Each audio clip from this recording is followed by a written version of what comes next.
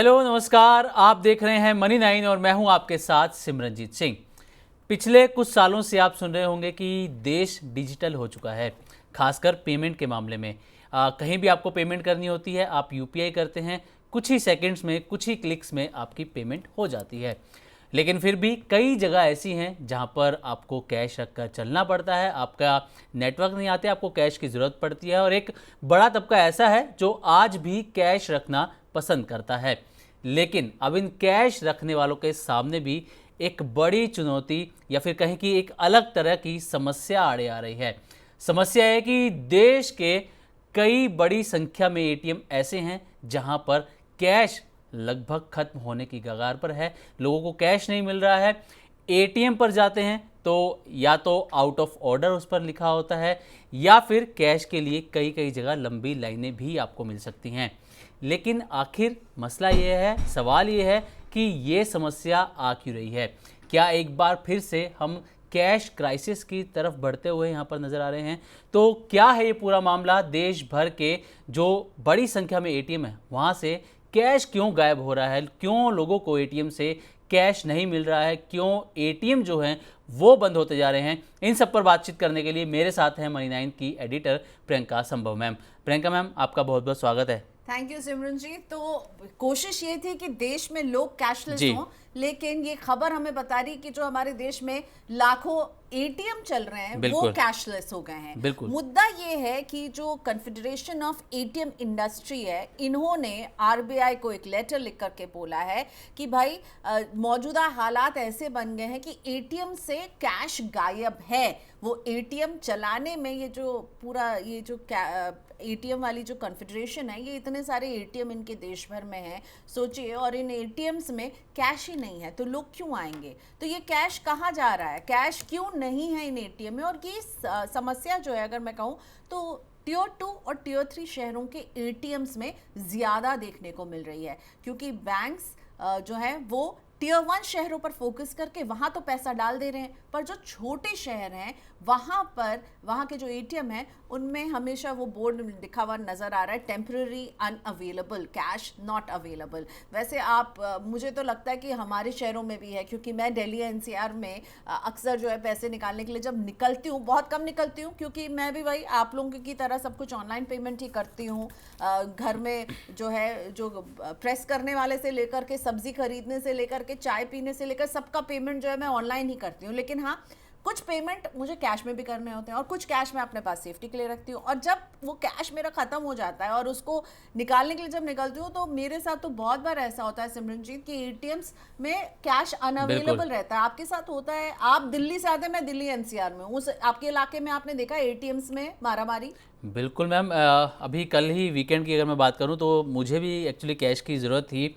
Cash में payment करना था। तो वैसे तो हमारे एरिया में पहले जितने एटीएम थे उसमें से काफ़ी जो एटीएम है वो बंद हो चुके हैं। अब कुछ 2-3 एटीएम वहाँ पर बचे हुए हैं, लेकिन उनमें से जो 2 एटीएम है, एक की मशीन ख़राब रहती है, आउट ऑफ ऑर्डर उसमें लिखा रहता है, दूसरे में कैश है लेकिन उसके लिए लंबी लाइन लग जाती है। आप मान लीजिए कि अगर आपको कैश वहाँ से निकालना है तो आपको कम से कम नहीं 15 से 20 मिनट का इंतजार करना पड़ेगा, क्योंकि पहले से लोग लगे हैं। तब तक पता नहीं वहाँ पे पैसा बचे या ना बचे। बिल्कुल, कैश खत्म भी हो सकता है। बिल्कुल। तो कहीं ना कहीं जो कैश का जो रिप्लेनिशमेंट इन एटीएम्स में हो रहा है वो उस पेस से, उस रफ्तार से नहीं हो रहा है।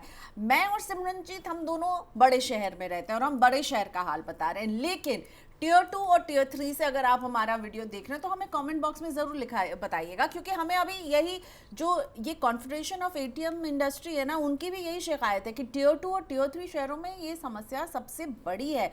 और जो देश का सबसे बड़ा बैंक है SBI, state bank of India, जो सबसे ज़्यादा एटीएम्स चलाता है, 65,000 एटीएम जो है वो एसबीआई के चल रहे हैं, और वहाँ पर ये टियर 2 और टियर 3 शहरों में कैश की अवेलेबिलिटी को लेकर के बहुत ज़्यादा परेशानी का सामना करना पड़ रहा है।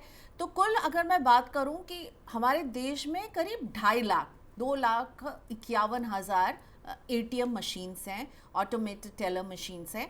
इसमें से पब्लिक सेक्टर बैंक्स के कुछ 1,34,000 हैं, प्राइवेट सेक्टर बैंक्स के 77,000 हैं। वाइट लेवल एटीएम यानी जो नॉन बैंक ऑपरेटिंग जो एटीएम्स हैं वो कुछ 36,000 हैं। और इसमें से सोचिए जो पब्लिक सेक्टर बैंक के 1.34 लाख एटीएम हैं उसमें से 65,000 एटीएम एसबीआई के हैं। और छोटे शहरों में तो एसबीआई के और भी एटीएम्स हैं जो खाली पड़े हुए हैं और वहाँ पर कैश की कमी से लोग जूझ रहे हैं, क्योंकि ये कैश वहाँ भर ही नहीं रहे हैं उस तेज़ी से जिस तेज़ी से कैश निकल रहा है। एक वजह ये है कि लोग ऑनलाइन पेमेंट करने लगे तो कैश पर निर्भरता भी कम हो गई, तो कैश कम निकालने भी जाते हैं। इसलिए जो लोग इन एटीएम्स को चला रहे हैं, ये एटीएम के जो ऑपरेटर्स हैं, कॉन्फेडरेशन ऑफ एटीएम इंडस्ट्री, उनके लिए खर्चा बढ़ गया है पर वहाँ पर लोग नहीं आ रहे हैं, तो उनको अपनी लागत निकालने में भी मुश्किल हो रही है। तो एक हम कह सकते हैं ये एक ऐसी सिचुएशन बन गई है जहाँ सब फंसे हुए पा रहे हैं। लोग ऑनलाइन पेमेंट ज़्यादा कर रहे हैं, ठीक है, बैंकों को लग रहा है कि भाई ऑनलाइन से काम चल रहा है, लेकिन कैश तो डालना है, पर कैश डालने में कहीं ना कहीं वो बड़े शहरों को प्राथमिकता प्रायोरिटी दे रहे हैं और छोटे शहरों को वो नज़रअंदाज कर रहे हैं। तो छोटे शहरों के एटीएम्स का हाल तो और भी बुरा है। जब मैं और सिमरनजीत बड़े शहर में रहते हैं और हम बात करें हमारे आसपास के एटीएम में हमेशा वो हमें वो बोर्ड टंगा हुआ मिल जा रहा है, तो छोटे और जो टियर 3 शहर है वहाँ तो हाल और भी बुरा है। और ये हम नहीं कह रहे हैं, ये कॉन्फेडरेशन ऑफ एटीएम कह रही है। और इसीलिए डिपार्टमेंट ऑफ फाइनेंशियल सर्विसेज ने भी बैंक से ये सवाल पूछा कि आखिर चल क्या रहा है, आप क्यों नहीं कैश की भरपाई जल्दी से कर रहे हैं, क्योंकि आरबीआई गवर्नर ने साफ साफ कहा है कि कैश की कोई कमी नहीं है।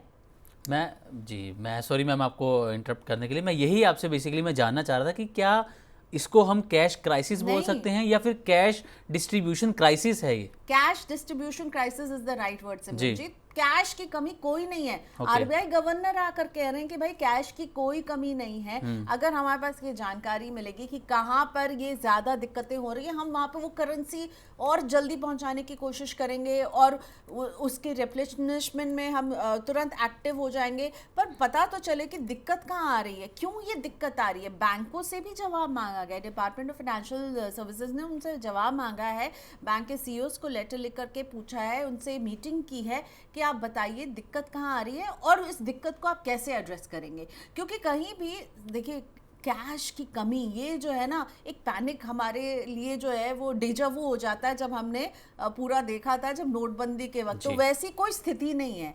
लेकिन जब आप सोचिए 1, 2, 3 एटीएम में जाकर के भी वो टंगा हुआ बोर्ड देखकर आ रहे हैं, तो कहीं ना कहीं एक जो कस्टमर है जो जा रहा है 3-4 जगह और वो कोशिश कर रहा है, फिर वो क्या करेगा, थक हार के कहेगा कि भाई ऑनलाइन पेमेंट ही करना है। लेकिन व्हाट अबाउट दोज वेंडर जो ऑनलाइन पेमेंट एक्सेप्ट नहीं करते, कुछ लोग हैं जो ऑनलाइन पेमेंट एक्सेप्ट नहीं करते, तब आप क्या करेंगे। तो कैश को हम पूरी तरह से तो वाइप आउट नहीं कर सकते हैं, ठीक है, लेस कैश इकोनॉमी होनी चाहिए, पर बिल्कुल कैश तो वाइप आउट नहीं होगा, कैश की तो ज़रूरत पड़ेगी ही। और इन एटीएम्स में पर्याप्त कैश पहुंचाने में कहीं ना कहीं बैंक्स जो है वो फेल साबित हो रहे हैं। अब बैंक को बताना चाहिए कि क्यों फेल साबित हो रहे हैं। डीएफएस ने भी उनसे सवाल पूछा कि भाई क्या हो रहा है, उनके सीईओ से जवाब मांगा है कि इसको आप तुरंत 20 जून तक इस सारी सिचुएशन को कंट्रोल में लाइए और देखिए। और मैं आपको बता दूं कि आरबीआई बहुत सख्त है, अगर बैंक्स जो हैं वो पर्याप्त पैसा मेंटेन नहीं करते हैं एटीएम में तो उन पर पेनल्टी का प्रावधान है।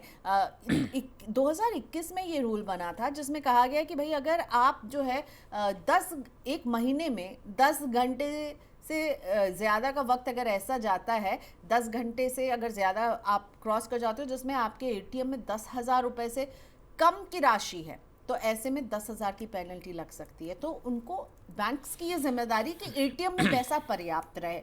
अगर आपको दिख रहा है कि एटीएम में पैसा पर्याप्त नहीं है तो क्यों नहीं है इसका पता कीजिए और उसको कैसे आप एड्रेस कर सकते हैं, क्या प्रॉब्लम है। अब इसमें जो ये बॉडी है एटीएम वालों की, कॉन्फेडरेशन ऑफ एटीएम, उनके लिए क्या दिक्कत है, वो इन एटीएम्स को चला रहे हैं, वो मशीन लगाया हुआ है, वो इंफ्रास्ट्रक्चर है, बिजली है, उस पर वो खर्चा कर रहे हैं, ठीक है, गाड़ियों पर खर्चा कर रहे हैं जो पैसे लाएगी, प्लस ये भी जब लोग उससे पैसे निकालते हैं तब उसका भी एक हिस्सा, उनको भी एक हिस्सा मिलता है।